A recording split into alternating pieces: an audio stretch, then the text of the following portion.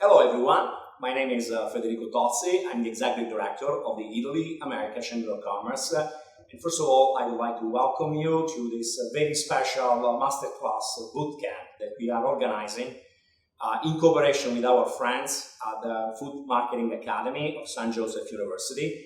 I would like to thank them for supporting us in this initiative, and especially Joe Bilona, the Executive Director of the Food Marketing Academy, and Alison Nolan. She's the Sponsorship and Special Event Director for the Food Marketing Academy. We are with our wonderful host at the Middleby Residential showroom. We are here with Michele Rothong. Today we have another person from the same company, Jackie Rothong. I was like, well, Michele and I just became sisters, and that's okay. That's okay. No, we have. Jackie, I think you're very famous already because they've seen already your video, so I'm sure they will understand. So, Jackie Rothong, Michele Figliuolo, and today we have Giulia Angoscini from Atalanta Corporation. So, as you know, this is an initiative that we are putting together, and it's financed by the Italian Ministry of Foreign Affairs, and it's also organized with our association in Italy, Asso Camera Estero, and it's a worldwide initiative put together also with other sister chambers, Italian chambers of commerce around the world. Today we're going to talk about an Italian culinary tradition. We're going to talk about the aperitivo. So this is what Italians do before they're eating, so they eat more. And I will at this point let Jackie start. So, Sure, Jackie, sure. please. Thank you for that wonderful introduction. Hi, everybody. I'm Chef Jackie Rothong. We are so excited to have you guys here in our Middleby showroom in New York City. And today we're going to be doing something really, really fun, which is, actually, I want to ask a question before we start. All right. Because aperitivo and aperitif, what is the difference? Is there a difference? No, it's the same word. Okay. One is in French, aperitif, and aperitivo is Italian. Woo! Okay. I needed to get that out of the way because I was like, I think I'm saying the wrong thing and I want to be correct. Absolutely. Just to give you guys a little background on myself, I actually used to run a kitchen for a television show, and that's really where a lot of my Italian-American influence and perspective comes from. A lot of great chefs that I've worked with. And that's where I met Michele. And now we run this showroom in New York City, two chefs giving you a very interesting perspective on Italian-American cuisine and where to get it, how to cook with it, and all the cool things we do. So why don't Michele take it away? Yes. Yeah, thank you so much for having me with you guys today. My name is Michele Figliuolo, and I'm a culinary producer here in the Middleby Residential showroom.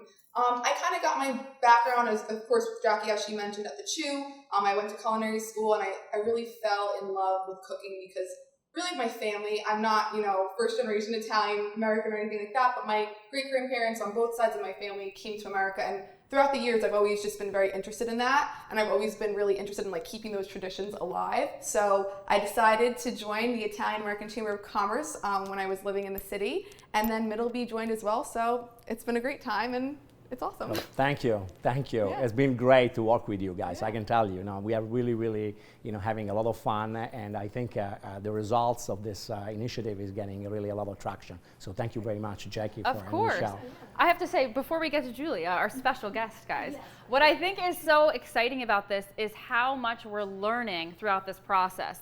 I'm learning so much about Italian food, whereas I thought I was buying the right products or I was using the right products in a different way. But this is not just purely educational, it's also extremely cultural, and it's creating this well-rounded universe where we can learn and eat and kind of just what food should be about. And I think that's what I love most about this. So thank you. Yeah. Thank you. Giulia. Go ahead. Hi everybody, my name is Giulia Angoscini. I work as a business development manager for Atalanta Corporation. Atalanta Corporation is the largest privately held food importer in the US. We import food from pretty much every country in the world, and we go from very, very specialty food to main commodities.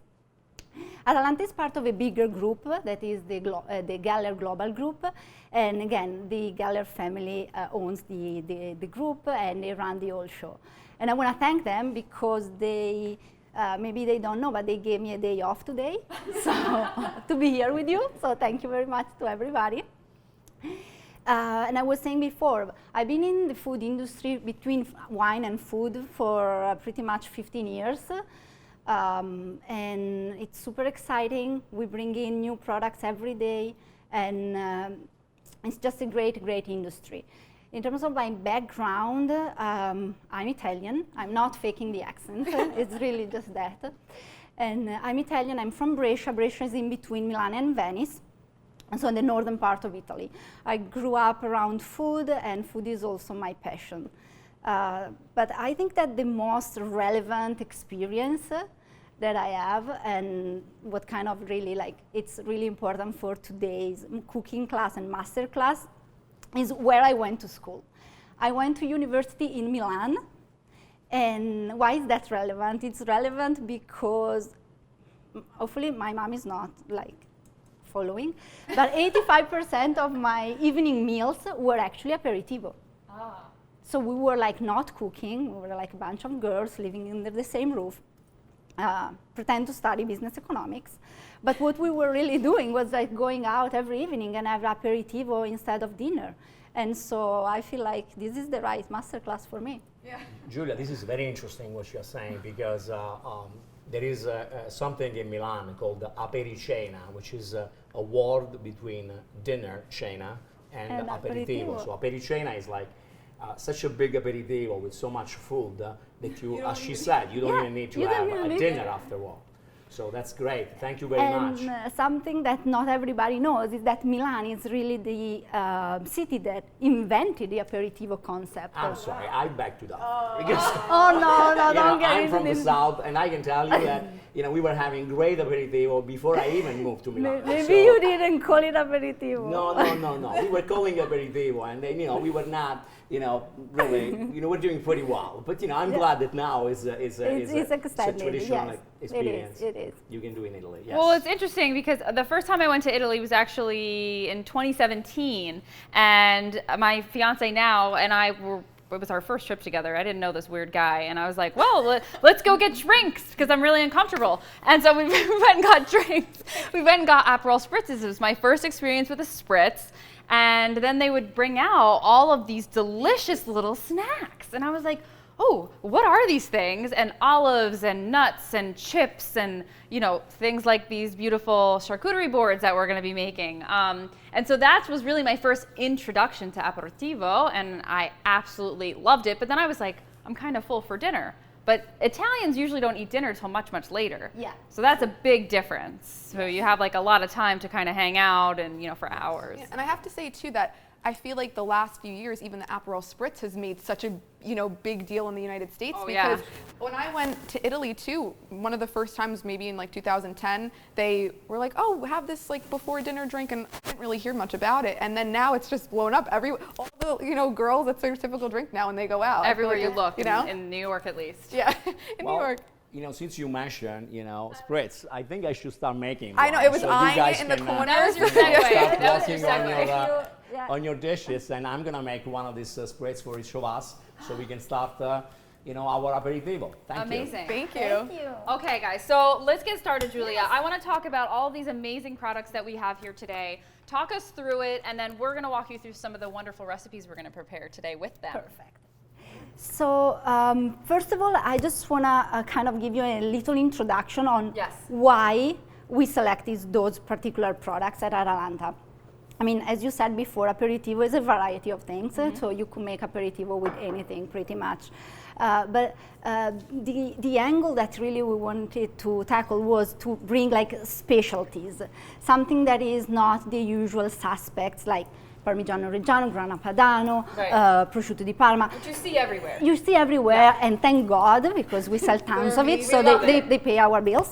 But also, those are more unique products, and we really felt when we were discussing which product to bring for an aperitivo, we were really discussing the fact that we saw a big change in the American market, and consumers are really more open now to try and experiment. Yes. And so those are some of the most recent introductions. Some are not, but some are. And we wanted to educate everybody. We wanted to have fun with you and have fun with the products. And I think that's amazing, and I think that's one of the best parts of your job is like bringing these products to America and showing people what it is, introducing them, and I think what's cool about what Michele and I do is showing you not only where you can purchase those things, but how to use them in a dish. So you're bringing them, right? Absolutely. But we're giving you some fun ideas of what to cook with them. And that's the most important part, because obviously we don't want the products to sit on shelves. Right, of course. And we want like people to grab those products like they grab anything that they are familiar with. And also with a lot of these products, they really don't need much work. You don't have to do a lot of cooking of them. We're going to show you some really cool ways of things that we did to them, but for the most part, our meat and cheese board is enough. You don't really need to do anything besides wrap a piece of cantaloupe or a fig with some speck or prosciutto, something like that.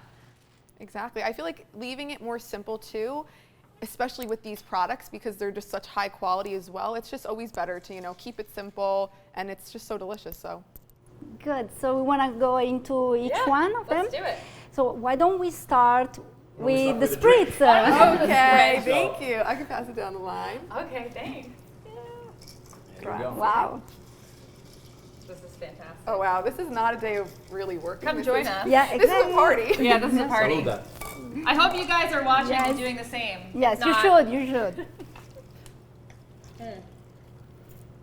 That's a big orange. Delicious. Thank So you, good. Federico. Thank you. Thanks, Federico. All right. This is great.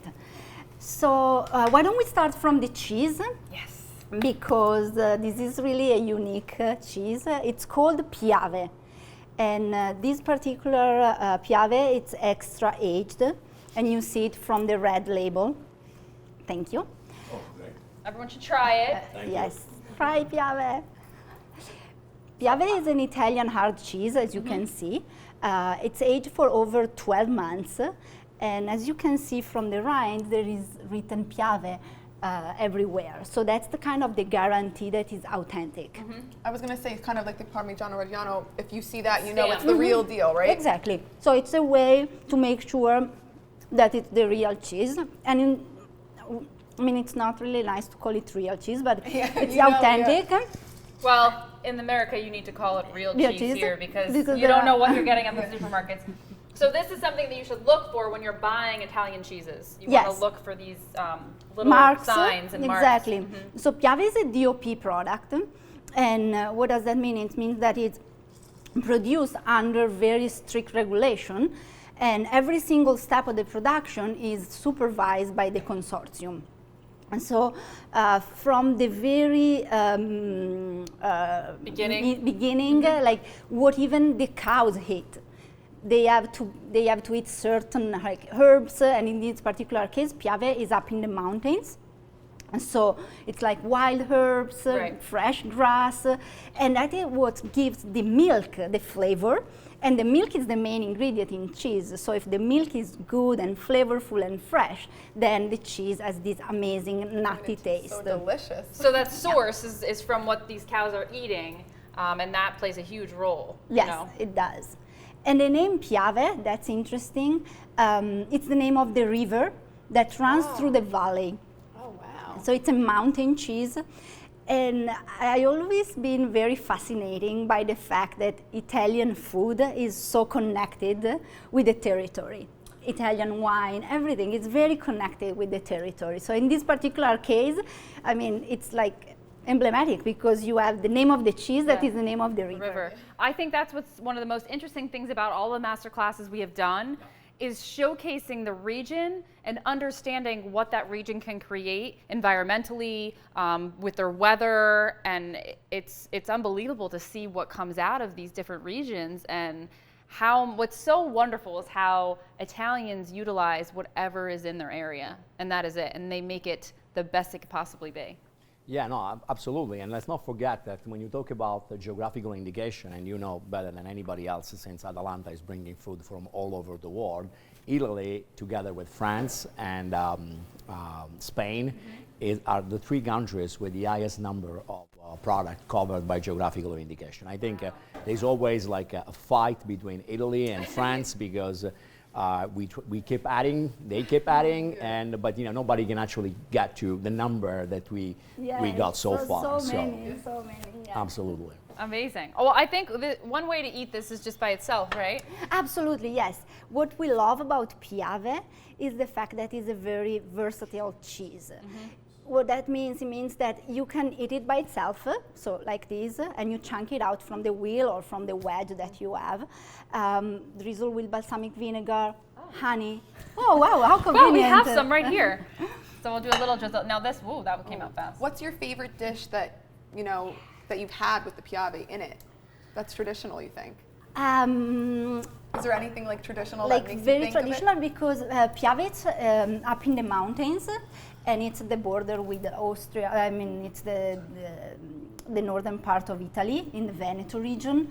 So it's pretty cold during the winter. So they have like very rich dishes. Yeah, and obviously, coming from the north of Italy, polenta is one of like my favorite.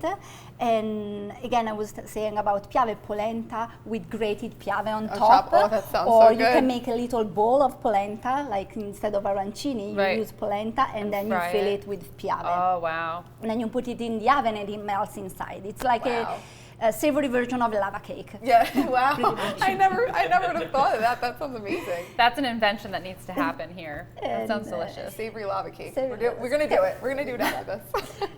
And again, you can chunk it out, you can eat it by itself, but also it's you can grate it on top of pasta. You can shred it. So how, is it a good melting cheese? It's a pretty good melting cheese. This is aged for over 12 months, so it's more on the aged side. But there are other Piave aging, like the aged and the medium, that are a little less aged, so they melt a little better. Okay. Would you maybe even use it potentially like in a fonduta or something Definitely, like that? fonduta would be great Like for maybe Piave. a younger. That would be nice. A younger Piave, yes. All really good ideas. Let me talk to you about what I'm making over here. Please. So Michele and I had talked about doing an arancini that was stuffed with Piave. We should have talked to Giulia before this because we would have done a polenta arancini. But here we are doing it like this. So what we did here, we just made a classic risotto and we let it cool overnight, and we're gonna stuff it with a little piece of Piave. And then we are going to roll it in a little bit of flour. So this is a really good way. I don't know if you do this in Italy. If you dredge it like this, you do? Yes, okay. yes. So you're just going to roll in a little bit of flour, and this creates a really good bind for our crust and our panko breadcrumbs. And then I have panko breadcrumbs here that I actually added some more Piave to.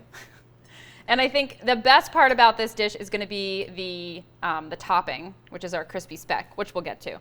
So we're going to throw a few of these into our And I think these oil. are perfect too for an aperitivo board because these are like pop in your mouth. You know, Exactly. it's not a large arancini, so these work really nice. You can put them on the side of the board or on the board, and it's just something that's different too. And you just can like keep eating. Yeah, them. exactly. So when you're Like eating candies. Yeah. And when you're thinking about an aperitivo board or something to eat, you want to make sure you're thinking about bite-sized items, and you know, things that complement, things that are light, not too heavy, not too rich, but also just finger foods, really. Also shareable. Shareable. Yeah, because I don't like sharing, but yes. Shareable is always helpful. Yes. So what we're gonna do is I'm just gonna put these into the oil here, and I have just a standard classic vegetable oil. Now, do you guys fry with olive oil or canola? Olive oil, Olive oil, typically, yes. always. Yes, I have always seen my mom frying with Olive oil, right? oil, yes. And Jackie, what kind of rice did you use for the risotto? What was the name of it, Michele? Which one did we use last time? The one with the C. Carnaroli? The Vialone Yeah, the Carnaroli. from Yes. from Verona. Yes, from Verona. Another DOP Is that a good product one? yes, absolutely. It's a good one, yes. Is it a little less starchy than Yeah. it is, right? Yeah, the Vario, yeah. Because we were struggling a little bit to get them to stay together. Yeah. Happens to the best of us. Well, And are you gonna go continue ahead. that? So I'm actually over here gonna get ready. We're gonna make a pea and ricotta crostini. So kind of like a springtime crostini. We're just gonna grill some bread up over here. I have a little bit of olive oil on some ciabatta bread, and then we're just gonna season it, and we're gonna actually add some Piave on top. So that's where we're gonna use the Piave in this recipe. It's gonna be delicious. Always really nice to cook seasonal with seasonal Yep. food, and I know that's very important. So English peas, we're entering into spring over here in New York. Finally, it's been the longest winter ever. So that's a really important thing. Well, I want to say something. I was extremely impressed this morning, Jackie, when I saw you making ricotta from the scratch. Yes. So why don't Thank you you. tell us? Because, you know, as an Italian, to me, even in Italy, ricotta was always something that we buy at the store. I never seen anybody making from the scratch before a show. I mean, this is unbelievable. I mean, I'm telling you. Nothing, guys, nothing is impossible here. We used to work on a live TV show, so in 30 seconds we needed to get things out. So this morning I said to Michelle, oh, some fresh ricotta would be really nice on this, you know, crostini we're making. And she's like, well, we don't have any. And I'm like, but we got milk and we have lemon, so we can make it. So honestly, it's just whole milk, which is rich in fat, a lot of fat, and some lemon, some acid. I've also done it with orange juice before as well. And then you heat it up to about 160 degrees and strain it over cheesecloth. And boom, you have some ricotta. Unbelievable, guys. You know? And she made it sound super easy. That is something we like to try to do here. Me and Michelle are always like, because I think a big misconception is that Italian food is complicated. Yeah. And I think something I've tried to accomplish in my career is showing people that it's not complicated and making it approachable. Mm-hmm. And I think what's so nice about these master classes is that we showcase amazing quality of ingredients that don't need much cooking. And you know, it's keeping things simple, and simple ends up being the hardest things to execute well. So yeah, and you don't want to you really don't want to change them because they are so great and the quality is so high. So if you're doing so many different things to it, I feel like it almost ruins it. You know, you gotta keep it simple. That's why it's important to know what you're cooking with and where it's coming from, and the length of preparation it's taken to get these products to where they are. You know, like 12 months aged cheese, like why am I going to destroy that and put it in, you know, cook it and cook the flavor out of it or whatever, you know? So you want to make sure you know where it's coming from. Yeah, no, this is an excellent point because this is something that as responsible for this promotional campaign, we try to emphasize with our audience is the fact that a great product, you also need probably less. And so one of the issues is always the cost of the products Yes. that have been imported in the United States. And I mean, what we're trying to say is that, you know, you don't need to spend a lot of money because you don't need to use too much of these products because they are great and, you know. And very flavorful and like they have a very good seasoning power. Absolutely. Exactly. Absolutely. So what about the different meats over here as well? Yeah. So the different meats, what you have at home and you find it in your box is a very special antipasto tray. Why is it so special? Because it contains 3 meats that are all DOP. And they all come from Piacenza in the northern part of Italy. It's Emilia-Romagna. Piacenza is the only city in Europe to have 3 DOP meats. Wow. Yeah, and it's very interesting. So you have pancetta, coppa, and salame. And obviously you can find pancetta that is not DOP, but it's not from Piacenza. You can find coppa that is not DOP and it's not from Piacenza. And salame, obviously there are many different ones. But really the main and most interesting point about the tray that you have is the fact that all 3 meats are DOP. So let's start from the pancetta because it complements incredibly well spritz. Yes, because I mean, when we go into the coppa and the salami that are a little more cured, typically we pair them with like full body wine. But the pancetta for me, it's unbelievable. It goes so well with the spritz because, as you can see, it's a lot of fat and it's a good fat, obviously. But it gives, the fat gives the pancetta a very nice and sweet flavor profile. What is the pancetta? Pancetta comes from pancettone. Pancettone is the pork belly, basically. And it's 2 wrapped together, and you see, and they are rolled. So what we have here today are only cured meats. So pancetta is a cured meat. It's not cooked in any way. It's wrapped by hand, and then it's hanged in very like special rooms with a controlled temperature, and it aged there for a few months. This one in particular, it's 4 months. It's seasoned with some like spices and salt, And then we have this amazing product that is just like super good by itself, or also great for cooking preparations. So I think what a lot of Americans think about pancetta is it always needs to be cooked before it's eaten, and that's not the case. Right? In this particular case, it's not, because it's a cured meat, so it's cured enough to eat as I is. feel like a lot of people, because they see the fat too, they think, oh, this needs to be cooked because of that fat, but the fat has all the flavor. So I feel like that's something people don't really know. Yes, yeah, absolutely. And then we have coppa, that is big piece here, and it's really like bright and ruby red. Coppa is the back of the neck of the pig, and obviously you get 2 coppa from each pig. So here we have this beautiful piece, and again, it's a cured meat. It's seasoned with spices and with salt, and then it's aged, this one, it's aged for 6 months. And what's interesting, and we go back to the discussion about price, is that sometimes people are asking why products are so expensive. But if you think that coppa loses 40% of its weight during aging, Wow. you kind of understand also why sometimes the price point is a little higher. Also, I think, these things take time. Yeah. They take time, and it takes time to turn this over. So that's why time costs money. You know what I mean? And people also, because all those products are really like labor intense. Right. There are no machines that really like help these artisanal products to be made. Right. It's all hand tied or hand wrapped. And again, you have to turn them while they're aging, making sure that the temperature is correct. So yes, a lot of like skilled labor goes inside. Yeah. And do the people that make these products too, is it mostly like generation through generation that they're passed down because they have to learn these different techniques and things like that?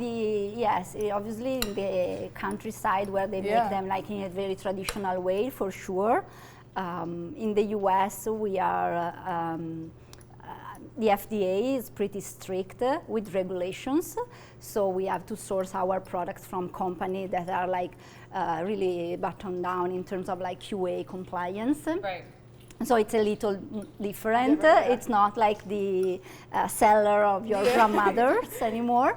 But yes, I mean, obviously the tradition is super important. And it's important also for the recipe, because every different company, obviously, those are DOP products, so you have to be like super strict and following the consortium regulation.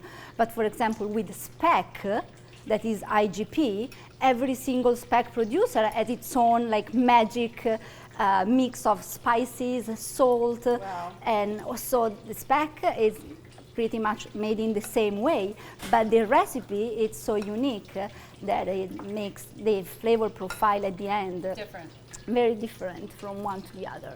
That's very interesting. So when you're buying these things to bring over here, or you're picking, how do you source where you're going to get it from, and if they're going to be easily? I mean, and now you probably have established people that you work with.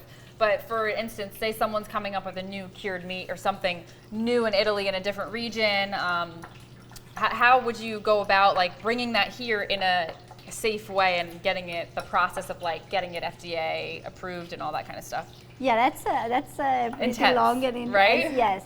But starting from the sourcing, that is the most interesting part for me. Unfortunately, these last 12 months, we couldn't attend any trade show. Right. But trade shows are really the places where we get to know new producers, new products, and that's where really we find new companies to work with or interesting products. So going to trade shows for us, it's extremely important. And now we are doing all those virtual trade shows, but it's not exactly the same. So we are like really looking forward to go back to like regular trade shows. Once you decide who's coming, what products you're going to be, bringing over to the U.S., where do the products live? Are they in supermarkets? Are they online? And how do we get these products? So Atalanta is an importer. So we import those products and we sell to distributors.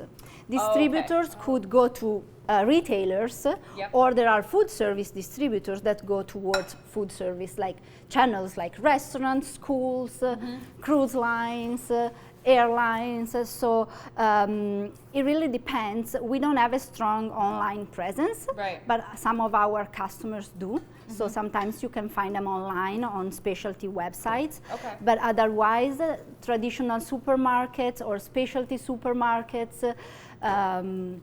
And it's interesting because we are kind of, our business was pre-COVID also more than now, but it was split pretty much half and half between food service and retail. Okay.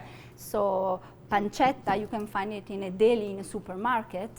Julia, before you continue with this wonderful discussion on products, I just want to inform our friends that are watching us now that if you guys have questions, please tell us to, tell us so we can answer and we can direct the question to the appropriate person. And in addition, let's not forget something very important because we have a contest. So we ask you, all of you that have received this wonderful product offered by Atalanta and it's from some of our sponsors like Mionetto, please put together, the most wonderful cheese and charcuterie board because Jackie is going to pick the winner. And the lucky winner will have a selection of wonderful Italian products sent to him or to her, wherever he or she is in the next couple of weeks. So please participate. So let's continue. I think we have some few questions that are telling me. Let's check the questions. While you check the questions, I want to talk to you guys about the board you're going to create. Yeah. So Michele is like a master at creating a meat and cheese board. And now when you're building that, you want to think about color, texture, acidity, is it bite size, all those things we are going to be looking at and judging you on. We're going to make it really tough. So we're going to go through our board to give you some great ideas, but first we're going to answer some of your questions. Okay, the first question we have, it's a classic one, so it's for Giulia. Giulia, they are asking us, how do you recognize an authentic Italian product covered by geographical indication? We have done this several times in our shows, but I think Jackie is an expert at this point. I'm so excited to be able to show this. But I want Giulia to answer, but guys, it's this. It's this little label right here. Yes, it the is orange, the yellow, right? the yellow one. And red. And yes, so you see it here on the bulk product and you see it here on the tray. And this means that the product was not only produced in Italy, but also sliced in Italy. So in order to have the DOP logo, it needs to be packed in Italy. Okay, so I see a lot of products in the United States that don't have this, but they say it's from Italy, but that just means that it might be from the region, from Italy, but not sliced there?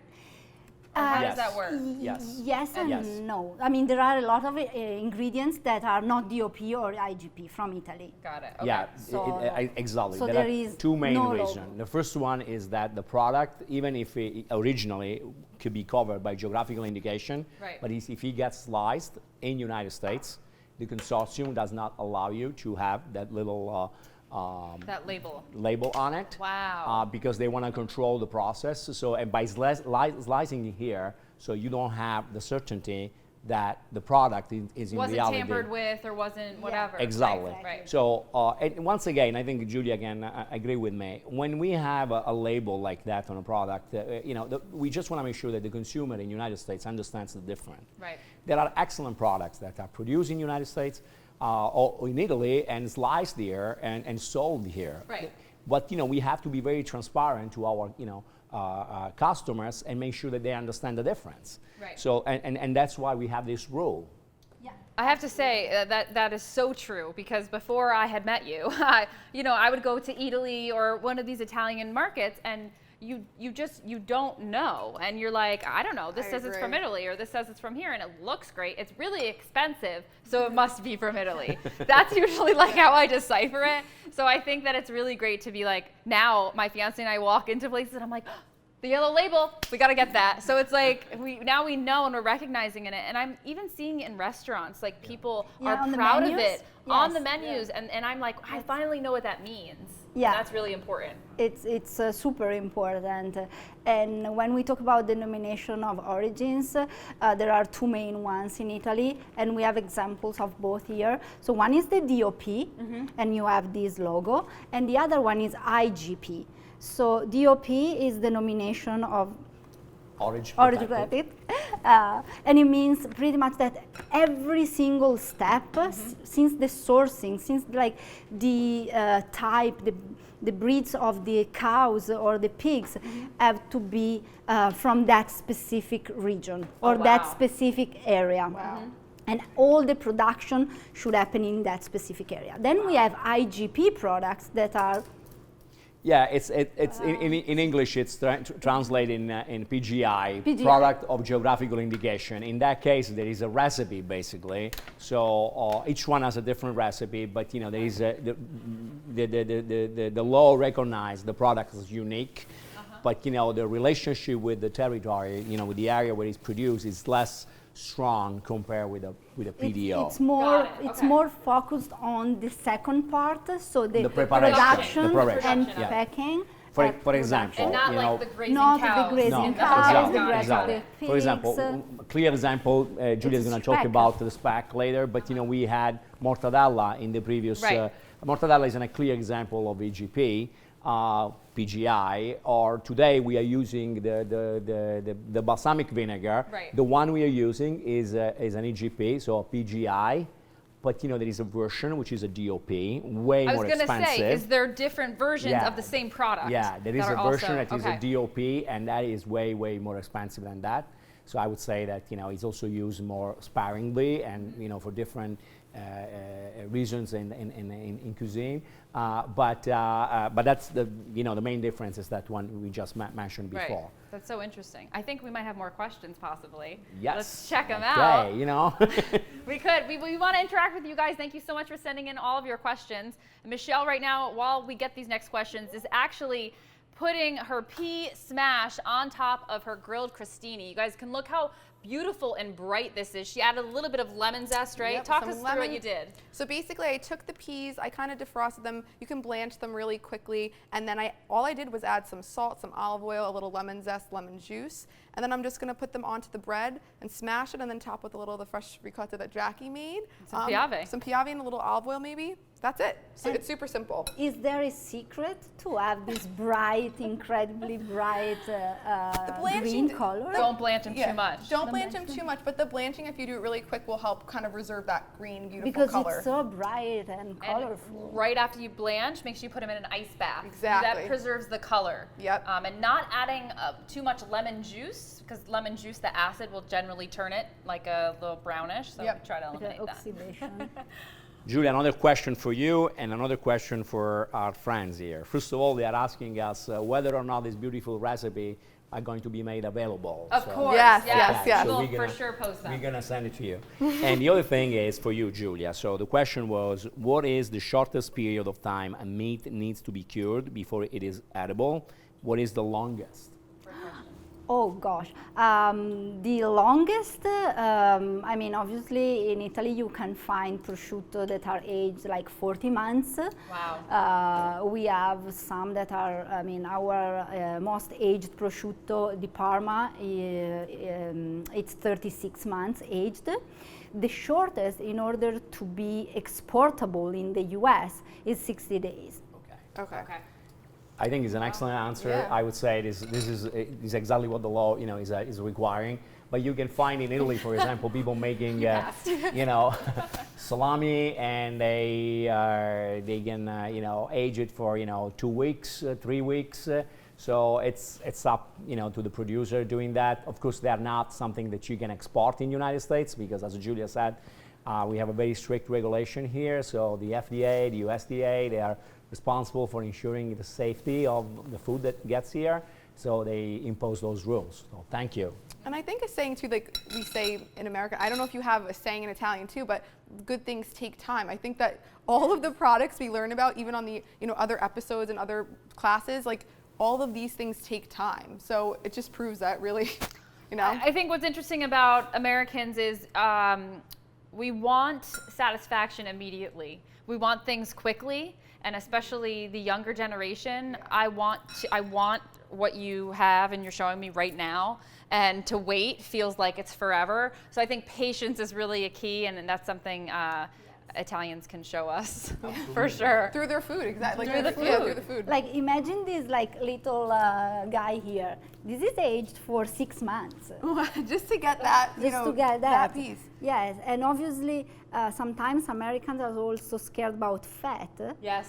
But without the fat, this would be like super hard, like Yeah. rock and super salty. So the fact that it's so marbled with fat, You need the fat. after 6 months without fat, it would be like almost impossible Right. to eat it. Yeah. You know, Giulia, I, as an Italian like you know, one of the things I'm always amazed when I come to, when I go to grocery shopping here in the United States is that I was at Whole Food, you know, a few weeks ago, and you can see people asking them to trim the prosciutto from all the fat. Oh which my is gosh, in Italy. no. Well, you know, in Italy, That is a nobody sin. would ever do That that. is a sin. And you know, on one hand, I appreciate this, you know, customer service and the will to, you know, They should accommodate their refuse. request. That should be illegal. It's something that, you know, in Italy you would be, you know, completely forbidden from doing something like that. We also have another question from our audience, and it's, is there is a list of DOP product? Yes, there is.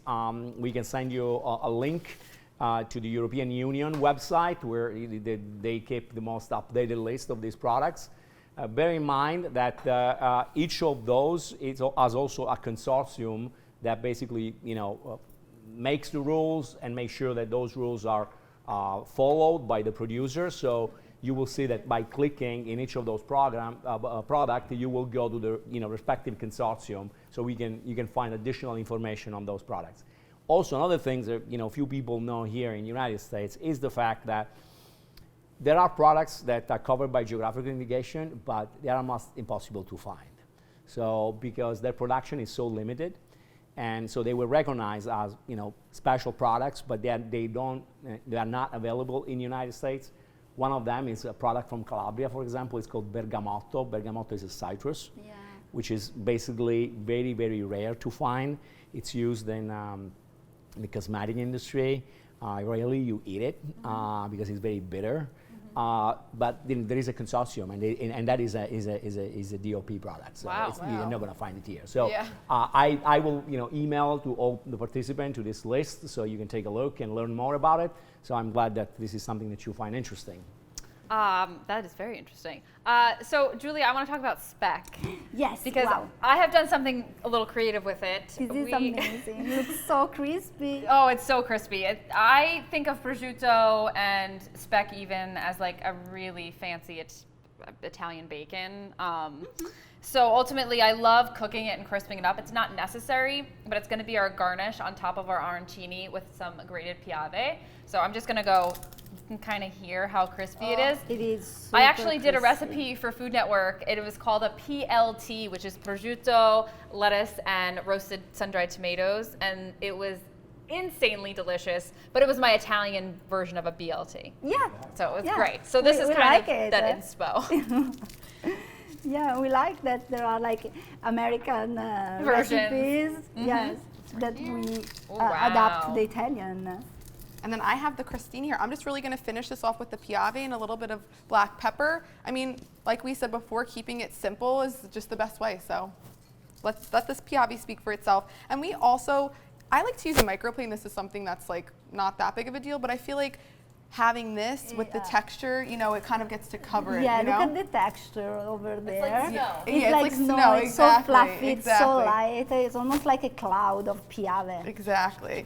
So Speck, what makes Speck different from prosciutto? So Speck is made with pork thighs. Okay. And it's made in a very specific region of Italy because it's IGP, as Federico was explaining before. And the region is called Alto Adige. So at the very northern border of Italy and Austria. And as you can see here, it's a big piece. It's Which one is the Speck? Can The you point it Speck out? is this Okay. one, and also that one that is open. Speck, it's a dry, cured, lightly smoked prosciutto. So the main difference with prosciutto and Speck, that just like to make it super easy, it's the fact that Speck is also smoked. so that smokiness. Our Speck is smoked with just like a cold smoke, so that kind of gives an incredible flavor profile. You can smell You it. can smell it. I was like, yeah. Yes, and it's not too overpowering. I mean, that looks really good. That looks really good, yes.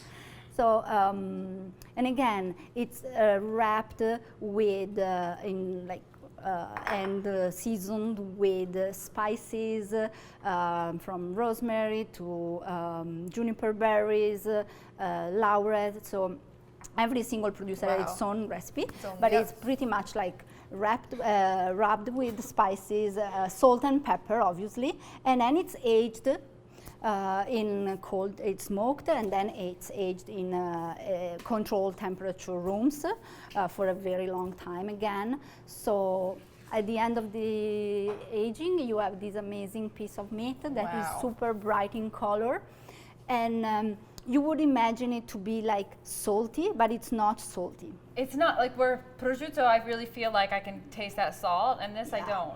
And I mean, it's salt.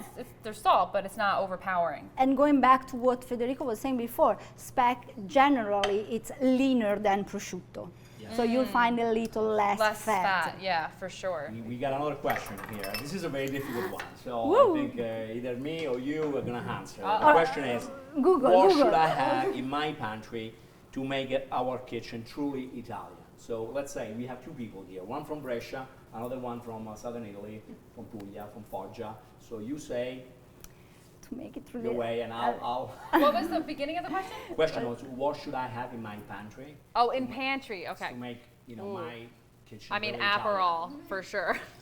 I would say Piave, An amazing olive oil, right? Yeah, balsamic vinegar. Great olive oil. I think a great, I would say a great extra virgin olive oil from Italy. Any type of cheese. Piave is one of those, but I would definitely have those. And I think Pasta. pasta, Yeah, definitely balsamic pasta. vinegar. I think it's one of the staples that you should have there. And you know what? Today we have a Prosecco. Prosecco is another great product from Italy that is enjoying now in the United States a great success. We also have another question about Prosecco. Okay. The classic one, Chef Jackie, the classic one is like, which is the difference between Prosecco and Champagne? So, That is That a is the very big good question. So, I know a few things about it. okay, so let's Okay, start. so Prosecco is made with only one grape. Great. I know that. Okay. Champagne is made with 3. Perfect. Perfect.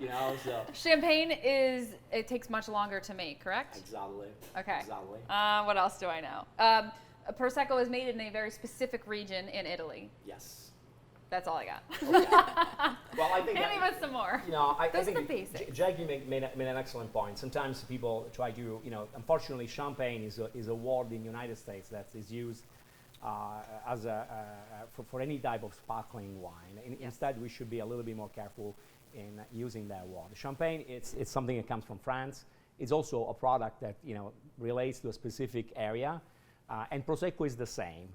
There are few major differences between those two products, and Jackie already said some of those. First of all, Prosecco is made with one grape. The name of the grape used to be like people refer to as a Prosecco, but in reality it's called the Glera. Yeah, Glera, Glera. And Champagne instead is made with 3 different grapes generally, Pinot Noir, Pinot Meunier, and Chardonnay. You can have a Champagne made with only one of those grapes, and especially if it's Pinot Noir, it's called Blanc de Noir. If it's Chardonnay, it's called Blanc de Blanc. You have producer mixing with different percentage of those products. The other major difference is the method in which the products is made. In order to have the bubbles inside, you have to have a secondary fermentation that in the case of Prosecco, it's made with a method called Martinotti. Fermentation is in a stainless steel tanks, while in Champagne is the Champenois method and is in the bottle directly. So what you have on one side, Prosecco is a fresher product, something that you want to enjoy.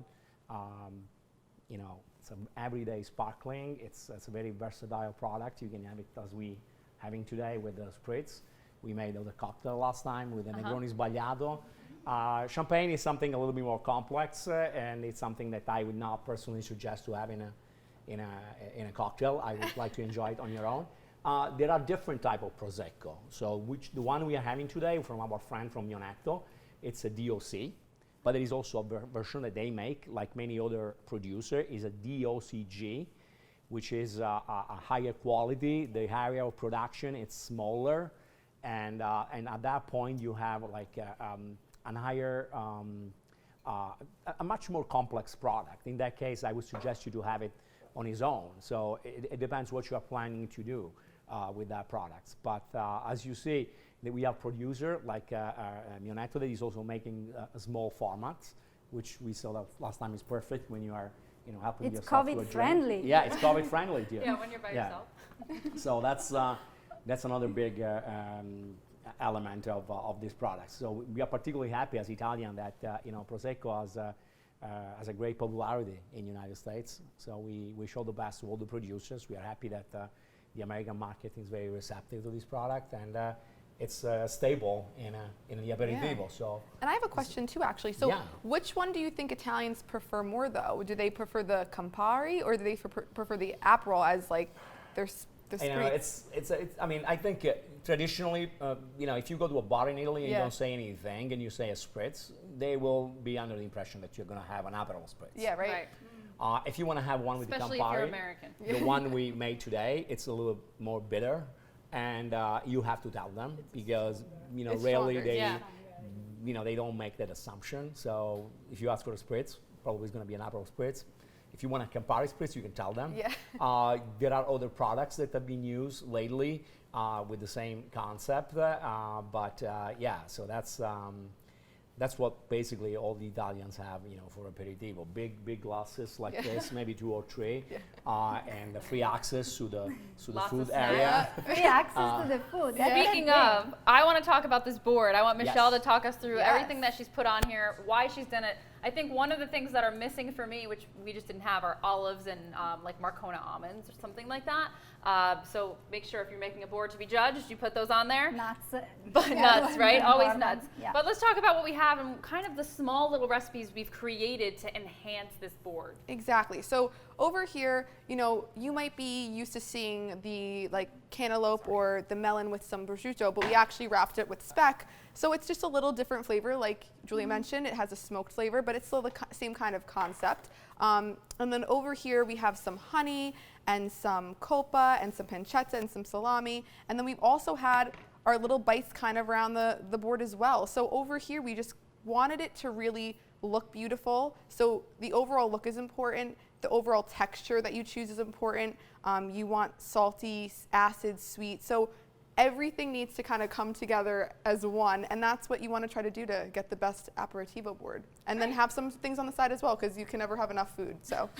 Wow, this looks great. I mean, you guys did an amazing job. So. I think what's nice too is that, using what you have left over, like bell peppers or something that's not going to stay in season, like your artichokes are only around in the springtime. So pickling them or marinating them and jarring them to be able to use in your aperitivo board for like all year, I think that's like key, because I always want a really delicious artichoke, but you're not going to get that. So I think that's really important. Another Italian product that I'm just love to always have on here, which we didn't have on here today, was like a taralli. So you could have the taralini and a little taralini. Those are my favorite, with some fennel in them or some red pepper. Those are the best. So that's another thing that you should definitely add to the board. Well, that's great. I think you guys did an amazing job. I'm really curious to see what our friends that are watching us are doing at home. I hope you had enjoyed your little bottle of Prosecco. Maybe with your friends you're already having some of that wonderful cold cuts and cheese that our friends from Atalanta brought in. So please send all the pictures. We'll be waiting for you. And thank you again. I don't think that we have any other questions, but feel free to send questions even after that. We will do our best to answer you. And Jackie will share the recipe with Michele. Yes. We can't wait to share. Thank you, guys. Thank you so much. Bye. Salute. Salute. Yes.